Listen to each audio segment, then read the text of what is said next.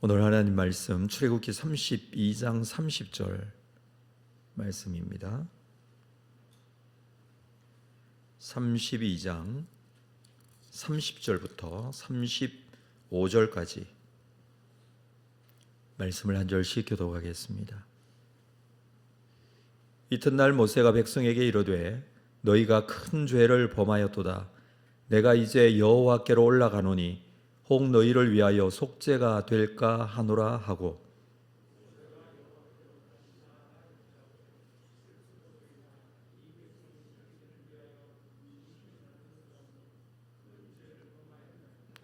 그러나 이제 그들의 죄를 사하시옵소서. 그렇지 아니하시오면 원하건대 주께서 기록하신 책에서 내 이름을 지워버려 주옵소서.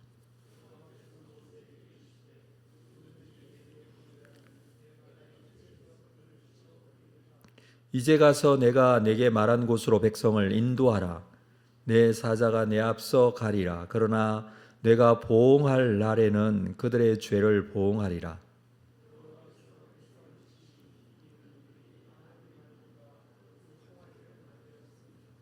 아멘. 모세가 하나님의 말씀을 받는 동안에 이스라엘 백성들은 금송아지를 만들어 우상 숭배했습니다. 이 우상 숭배로 인해서 많은 사람들이 죽었죠. 시내산에서 내려온 모세는 이 금송아지를 파괴하고, 그리고 우상 숭배에 빠진 자들이 레위 지파 사람들에 의해서 3,000명이나 죽임을 당하는 그런 일들이 있었습니다. 그 다음 날 모세는 백성들에게 이렇게 오늘 본문에서 말하고 있습니다. 30절에 보면 이튿날 모세가 백성에게 이르되 너희가 큰 죄를 범하였도다. 내가 이제 여호와께로 올라가노니 혹 너희를 위하여 속죄가 될까 하노라. 너희가 큰 죄를 범하였고 이제 다시 모세는 하나님께로 올라간다고 합니다. 혹시 너희를 위하여 속죄가 될까 하노라. 지금 백성들이 저지른 범죄가 얼마나 심각한지 그것을 미리 말하고 있습니다. 모세는 이제 내가 여호와께로 올라가는데, 시내산으로 다시 가는데 혹시 너희를 위하여 속죄가 될까. 하나님께 중보하겠지만 그 일이 쉽지는 않을 것이다 라는 그런 말이죠. 모세는 앞에서 이스라엘 백성들의 멸망을 막기 위해 중보기도를 했었습니다. 이번에도 이 백성들의 죄를 용서해 달라고 하나님께 중보하기 위해서 이 시내산으로 나아가고 있습니다. 백성들의 죄가 얼마나 심각한지 모세의 중보 기도도 그만큼 비장해 보이기까지 합니다. 모세는 하나님 앞에 나아가서 이렇게 말합니다. 31절 볼까요? 모세가 여호와께로 다시 나아가 여짜오되 슬프도소이다. 이 백성이 자기들을 위하여 금신을 만들어 싸우니 큰 죄를 범하였나이다. 이 백성이 자기들을 위하여 금신을 만들었다라고 합니다. 우상은 자기를 위하여 만드는 것입니다. 자기를 위하는 것인지 하나님을 위하는 것인지가 구별이 되어야 되겠죠. 하나님을 위하지 않고 하나님 앞에 나아간다고 하고 하나님을 믿는다고 하면서도 자기를 위하면 그것은 우상숭배라고 했습니다. 백성들은 자기들을 위하여 우상을 만들었습니다. 그리고 그 신을 섬겼습니다. 그래서 이것은 큰 범죄라고 했습니다. 이 큰 죄라는 그 의미가 간음죄라는 의미가 있다고 어제 말씀을 드렸습니다. 백성과 하나님 사이는 언약 관계이죠. 언약을 맺었습니다. 이 언약을 깨트리는 것과 같은 것이 우상 숭배이기 때문에 이것은 간음과 같습니다. 하나님 앞에 하나님을 위하지 않고 자기 자신을 위하는 것이 우상이 된다는 사실을 우리가 다시 한번 기억해야 할 것입니다. 32절 볼까요? 그러나 이제 그들의 죄를 사하시옵소서. 그러나 이 백성들의 죄를 용서해 달라고 하나님께 중보합니다. 그렇지 아니하시오면 원하건대 주께서 기록하신 책에서 내 이름을 지워버려 주옵소서. 내 이름을 주의 책에서 지워달라고 합니다. 백성들의 큰 죄가 용서되지 않는다면 나도 또한 하나님의 구원에서 제외시켜 달라는 것입니다. 주께서 기록하신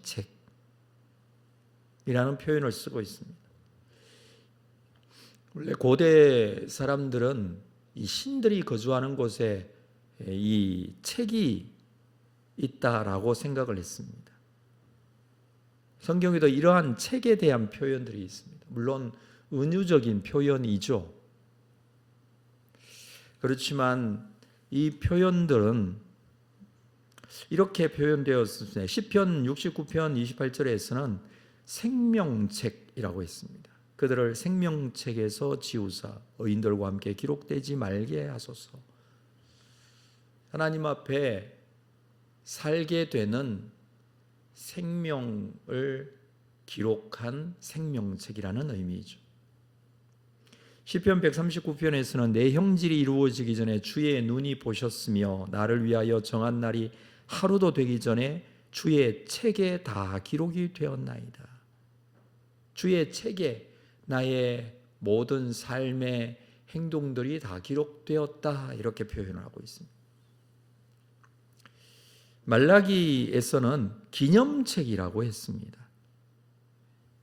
그 이름을 존중히 여기는 자를 위하여 여호와 앞에 있는 기념책에 기록하셨느니라. 여호와 앞에 있는 기념책, 이런 표현들이 있습니다만 오늘 본문에서도 모세가 말하는 주께서 기록하신 책, 그 책, 구원을 하실 영혼들에 대한 이름을 기록하는 책이기도 하고 그의 모든 삶의 행동들을 다 기록하고 있는 책이기도 하고, 주의 앞에 있어서 이 책에는 올바른 것만 기록이 되어 있겠죠. 거짓이 기록될 수 없겠죠. 본인의 이름이 하나님의 책에 기록이 되어 있다면 본인의 이름을 제해서라도 이 백성들을 구원해 달라고 그렇게 지금 중보하고 있는 것입니다. 바울도 자기의 동족 유대인들의 구원을 위해서 이렇게 고백했습니다. 로마서 9장 3절에 나의 형제 곧 고륙의 친척을 위하여 내 자신이 저주를 받아 그리스도에게서 끊어질지라도 원하는 바라. 그리스도에게서 끊어질지라도, 본인이 이 그리스도에게 끊어진다는 것은 구원받지 못하는 것을 말하는 것이지. 그렇게 본인이 구원받지 못하더라도 형제, 친척이, 자기의 동족이 구원받기를 원한다. 그것은 내가 구원 안 받아도 좋다, 이런 의미보다는 그만큼 구원을 원한다, 이 백성들의 구원을 원한다, 그런 의미가 되겠죠. 그런 마음을 가지고 중보 기도하는 것입니다. 구원해 달라고, 하나님의 백성으로 삼아 달라고, 하나님께서 구원하여 주셔야 한다고, 이런 중보 기도를 모세는 하고 있는 것입니다. 하나님께서는 이 기도를 들으셨습니다. 그리고 하나님께서 이렇게 말씀하십니다. 33절에 여호와께서 모세에게 이르시되 누구든지 내게 범죄하면 내가 내 책에서 그를 지워버리리라. 누구든지 내게 범죄하면, 내게 범죄하면, 하나님 앞에 죄인은 하나님의 책에 그 이름이 기록될 수 없다라는 그런 의미죠. 남의 죄 때문에 이름이 지워지고 그렇게 하지 않는다는 것입니다. 이것이 가장 기본적인 원리이죠. 사람은 자기 죄에 대한 자기에게 주어지는 이 죄에 대한 벌을 받아야 합니다. 자, 이 말씀을 하시는 것은 모세의 이름을 책에서 지우지 않겠다라는 말씀이기도 합니다. 그 말은 이스라엘 백성들을 또 용서하시겠다라는 의지를 말씀해 주시는 것이기도 합니다. 그래서 하나님은 모세의 중보 기도를 듣고 계시는 것이죠. 물론 이스라엘을 용서하신다라는 것은 그들에게 임할 벌까지 없어진다는 말을 하는 것은 아닙니다. 그래서 34절에 이렇게 말했습니다. 이제 가서 내가 네게 말하는 곳으로 백성들을 인도하라. 내 사자가 내 앞서 가리라. 그러나 내가 보응할 날에는 그들의 죄를 보응하리라. 내가 보응하는 날이 있을 것이다 라고. 그날에 그들의 죄를 보응하리라. 그들의 죄를 물을 때가 온다는 것입니다. 사람이 가지고 있는 이 죄에 대한 부분은 반드시 그 죄에 대해서 물으십니다.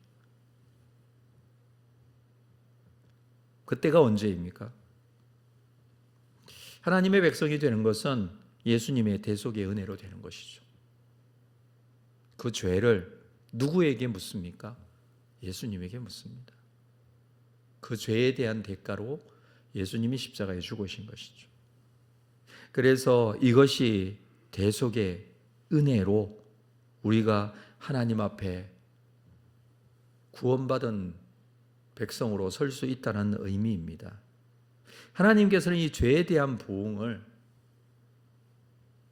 독생자 아들 예수 그리스도에게서 받으시고 그 백성을 자녀로 삼으셨습니다. 사람이 가진 죄, 그 죄는